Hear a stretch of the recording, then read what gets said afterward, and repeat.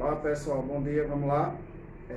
A partir dessa semana, iremos fazer com que a didática da nossa aula seja sempre dessa forma, tá? Vamos fazer algumas gravações, disponibilizo para vocês, né, do conteúdo, que vocês sabem que agora a gente vai dar continuidade ao nosso módulo. Então, eu vou disponibilizar o link, fica lá no Classroom, vocês ficam assistindo, né? Vão tentar realizar as atividades do módulo. Na proporção que for realizando, surgindo alguma dúvida, volta aqui, tenta tirar a dúvida e a gente vai esclarecendo na proporção a dúvida de cada um de vocês, tá certo? Então, dando continuidade ao livro de vocês, vamos trabalhar o capítulo 7, dentro do módulo 3, ângulos de construções à propriedade, tá certo? Então, vamos trabalhar a construção de algumas figuras, de alguns polígonos, né? Vocês vão ver que esses primeiros que a gente vai trabalhar são bem simples, bem fáceis, vocês conhecem, tá certo? Então, o livro já traz aí algumas definições. Na página 72, ele vem aí, construção de ângulos e polígonos. O estudo de elementos da geometria é muito antigo, tendo a sua origem há milênios. Em diversas civilizações e culturas, um estudo mais formal e organizado, entretanto, foi conduzido por Euclides de Alexandria, que teria vivido por volta de 300 anos antes de Cristo. Certo? Então, no ano anterior desta coleção, mostramos como é possível traçar alguns ângulos com auxílio de régua e compasso, incluindo o traçado de bissetriz. Agora vamos ampliar esse estudo, esse assunto, traçando polígonos regulares apenas com o auxílio desses dois instrumentos. Então, para a resolução desses exercícios, é interessante que vocês estejam em mão com uma régua, ou um compasso ou um transferidor, porque a gente vai precisar medir alguns ângulos, tá certo? Eu vou tentar fazer o desenho do quadrado, porque no momento eu só vou usar a régua. Para o quadrado eu só preciso utilizar a régua por conta da medida do ângulo central do quadrado, que é 90 graus, então é bem simples, tá certo? Aí ele tem aí a definição principal: polígono regular é todo polígono que tem lados e ângulos de mesma medida. Tá certo? Então ele trouxe aí alguns exemplos, né? Triângulo, quadrado, um hexágono, um octógono e assim em diante, tem vários exemplos aí. Tá certo? O livro de vocês, já na página seguinte, ele já começa fazendo o desenho de um hexágono. Tá certo? Mas aí eu já vou mostrar, porque vai ficar mais simples a absorção para vocês, o quadrado. Tá certo? Então, vamos lá. Para isso a gente vai precisar lembrar do conceito do gráfico de setor, ou seja, o gráfico de pizza, que é aquele gráfico circular, né? Então, como é que a gente calcula ângulo central dentro de um gráfico de setor?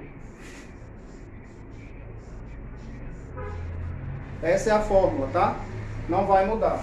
Essa aqui é uma fórmula que vai servir para qualquer polígono regular que você queira fazer a medida de ângulo central, triângulo, quadrado, pentágono e assim por diante, tá certo? Essa parte inicial do livro de vocês, que ele está trabalhando, todos eles são medidas exatas, ou seja, vai ser sempre um valor de ângulo central. Vocês vão ver adiante, quando a gente chegar no próximo conteúdo, que é a base 60, que alguns vão ter valores menores, que é isso, é o valor de ângulo e o valor de grau, de minuto, de segundo, tá certo? Então, para calcular o ângulo central num quadrado, para que a gente possa desenhar o quadrado aqui dentro do nosso gráfico de setor. Se estamos trabalhando com quadrado, n na fórmula corresponde ao número de lados, que nesse caso aqui vai ser 4. Fazendo a divisão, resultando em 90 graus. Para os exercícios, vai ser interessante que vocês tenham o transferidor, porque vai precisar medir o desenho do ângulo, tá certo? Nesse caso, eu não vou precisar utilizar o transferidor. Só vou usar uma régua aqui, porque a gente já consegue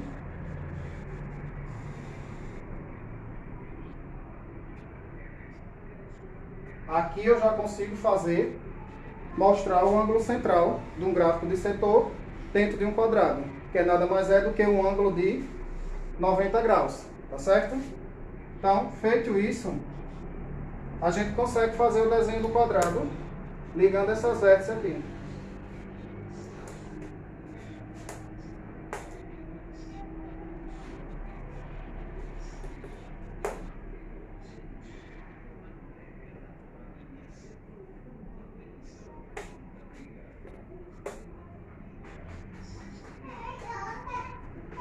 Ok? Ó, deixa eu apagar aqui.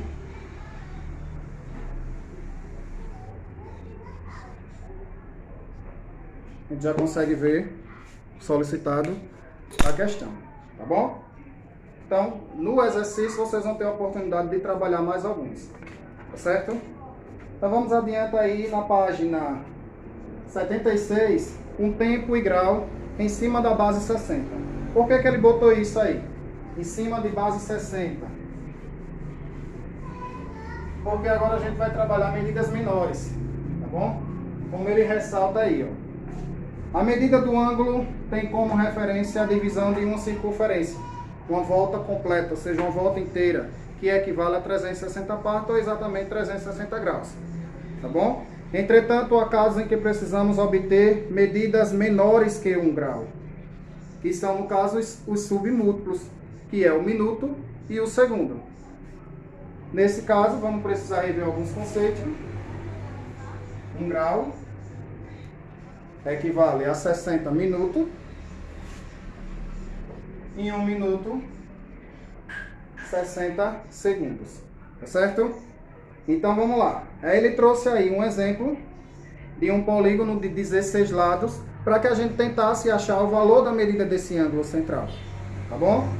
Então, fórmula 360 sobre n, que nesse caso aqui vai ser 16. Tá bom? Então vamos armar a nossa divisão. 360 graus dividido por 16. Seguindo a mesma linha de raciocínio de uma divisão. Tá certo? Então, vamos dividir o 36 por 16, que vai ser 2. E vai dar 32, resultando em 4. Baixando o próximo. Ainda temos a medida em graus, então vamos dividir 40 graus por 16, que vai ser também 2. E novamente vai dar 32, resultando em 8 graus. Não dá para a gente dividir mais, então a gente tem que lembrar daquelas conversões. 8 graus. Se 1 grau vale 60 minutos, vamos fazer 8 vezes 60, que vai chegar em 480, né? Então esse valor daqui já foi dividido. 480, ok, minutos, tá certo? Porque foi o resto, não dava pra gente dividir mais o grau que a gente tinha. Então bora lá, dividindo 480 por 16, vamos dividir o 48,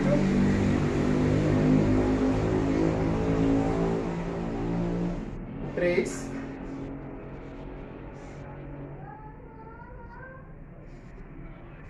Então, nessa figura, nessa questão, né, o ângulo central de um polígono de 16 lados, vocês já vão ver que eles vão ter submúltiplo, que aqui no caso vai ser 22 graus e 30 minutos, tá certo? É bem simples aí essas questões. Vamos sempre pensar na base 60, tá bom? Aí ele trouxe aí mais um exemplo lá do outro lado, na página 77, um exemplo de adição e subtração, tá certo? Então, analisando sempre a base 60. Então, ó, o livro de vocês trouxe aí uma adição de 2 horas, 42 minutos e 16 segundos. Mais 1 hora, 25 minutos e 55 segundos. Vamos ver como é que a gente resolveria isso aí. 2 horas, 42 minutos, 16 segundos. 1 hora, 25 minutos,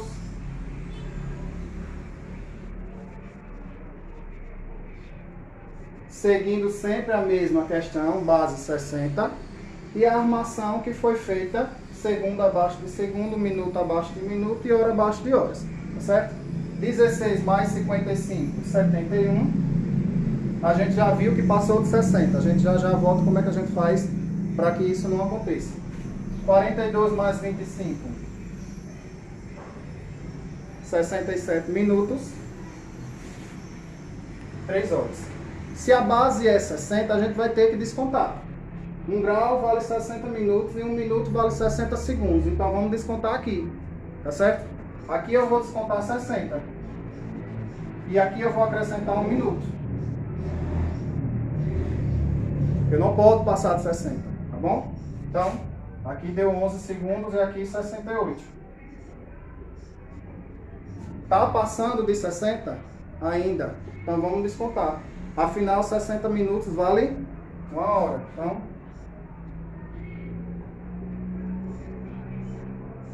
desconto aqui, acrescento aqui. Resultado: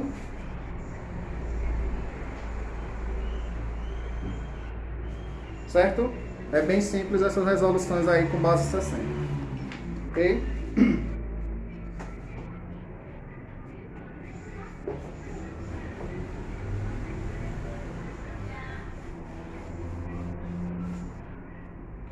Dando continuidade ao módulo de vocês, é o seguinte. A partir de agora, essa parte aqui ela é bastante teórica, sendo que no exercício ela vem com bastante cálculo. Então, vocês vão sentir assim uma diferença na hora de resolver o chip. Lá no exercício tem bastante cálculo. A teoria ela não traz. Então, eu vou disponibilizar alguns exercícios já solucionados para vocês verem como é que faz, para vocês responderem os exercícios de vocês. Ângulos formados pelo cruzamento de duas retas. Então, ele traz aí a definição. Um ângulo, por definição, é formado por duas semirretas de mesma origem. Entretanto, podemos encontrar a formação de ângulos no cruzamento de duas retas como a figura. Nela temos o cruzamento das retas R e S com destaque para os pares dos ângulos OPV. Essa sigla aí, gente, ó.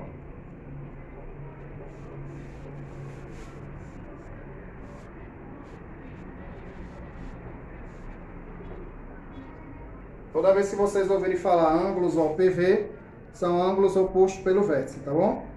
Então ele traz aí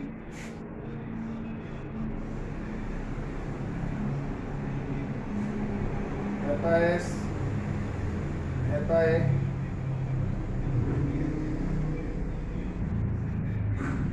vou até tentar usar outra coloração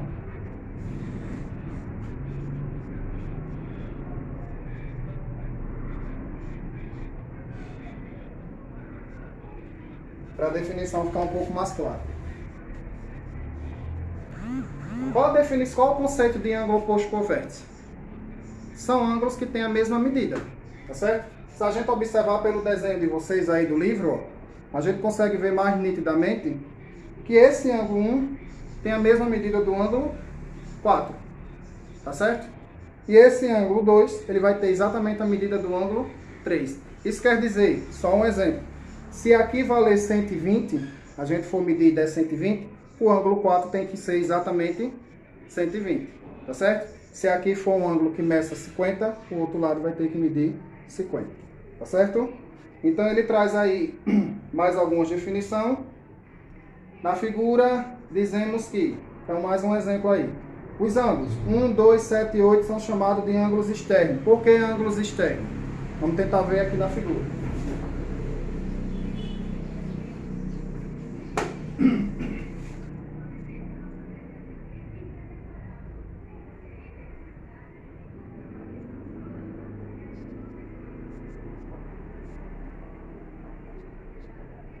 Antes de mais nada, vamos tentar olhar essa figura que está lá na outra página aí, tá certo? Com a definição aí do que é região externa, do que é região interna, tá certo? Então, o que é que a gente entende por região externa? Fora, né? Região interna, parte de dentro. Então, aqui, ó, é a região interna. E aqui, região externa. Quando eu boto aqui, gente, é aqui também, tá? Isso aqui abrange região externa também, tá certo? Então, por isso que ele trouxe aí os ângulos correspondentes aos ângulos 1, 2, 7 e 8. 1, 2, 7 e 8. Estão em que parte? Na região externa. São ângulos externos, dependendo da figura que a gente for trabalhar. Os ângulos 3, 4, 5 e 6 estão aqui dentro, fazem parte da região interna, ou seja, são ângulos internos da figura, tá certo? Continuando aí na página 79, aí ele vem aí com alguns exemplos, mas o livro não traz as definições, tá certo? Então vou tentar anotar aqui para vocês. Primeiro, ângulos correspondentes. O que são ângulos correspondentes? Vamos lá, temos ângulos correspondentes. Temos os que a gente chama de alternos internos.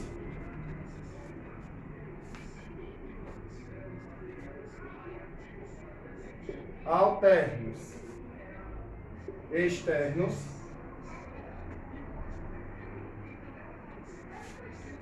Colaterais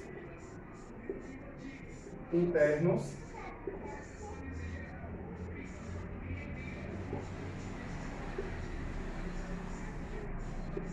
E os colaterais externos. Vamos tentar prestar atenção assim rapidinho, porque os conceitos são muito parecidos. Ângulos correspondentes. O que são isso? Apresentam a mesma medida.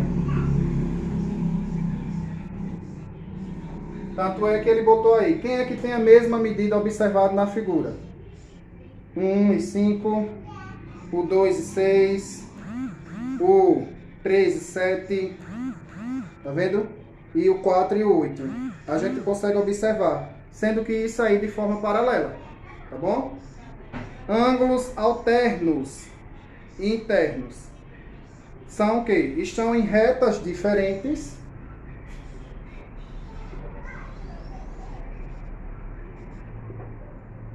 na parte de dentro. Quem é que estão na parte de dentro e em retas diferentes? 3 e 6. Ó, 3 e 6. A mesma medida, só que o 3 pertence à reta R e o 6 pertence à reta S. Ok? Dá para tirar a dúvida aí, né? Ângulos alternos e externos. Tá certo? Da mesma forma. Então, dentro da região, sendo que na parte de fora. Então, aqui da mesma forma, retas diferentes, mas sendo que na parte de fora, ou seja, com a mesma medida, mas na parte de fora. A gente vai entender o que é interno e o que é externo.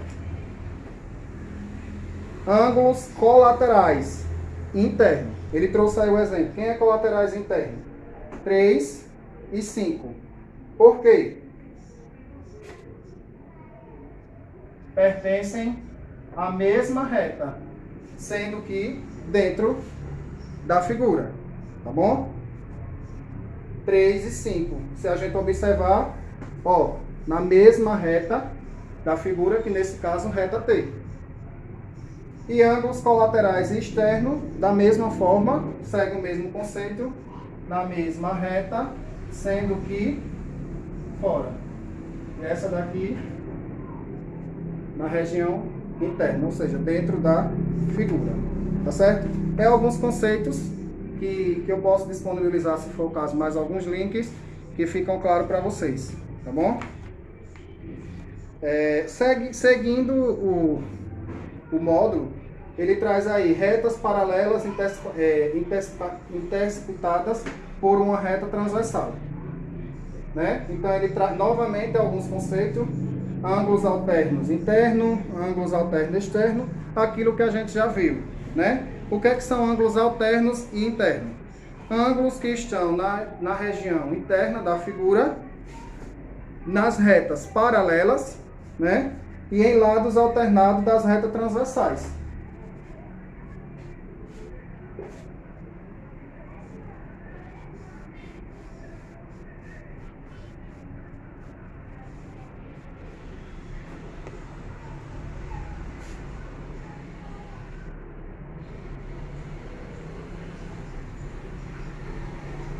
alternos internos. Então, vai ser considerado os ângulos somente aqueles que estiverem aqui nessa região. Ângulos alterno externo, os ângulos que vão ser fora da região, tá certo? Então ele vem da mesma forma com alguns conceitos: colaterais internos, colaterais externos, só para fechar, entendeu? Para que vocês entendam que é sempre o mesmo conceito, tá certo? Ângulos colaterais internos. Dois ângulos são considerados colaterais internos quando a região de duas retas paralelas estão no mesmo lado. O que é que vocês vão precisar entender? Que sempre essas medidas elas vão dar 180 graus, tá certo? Então, ele trouxe aí mais alguns exemplos.